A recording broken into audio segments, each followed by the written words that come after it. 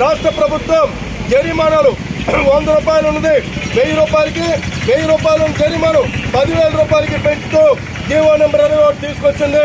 ఈ 21వ నెంబర్ జీవోని రద్దు చేయాలని చెప్పి కార్లు, మోటార్ సైకిళ్లు, వ్యాన్ల మీద ఇన్సూరెన్స్, రోడ్ ట్యాక్స్, అదేవిధంగా గ్రీన్ ట్యాక్స్, లేబర్ ట్యాక్స్ పెంచుతూ జీవో నెంబరు 31 తీసుకొచ్చారు.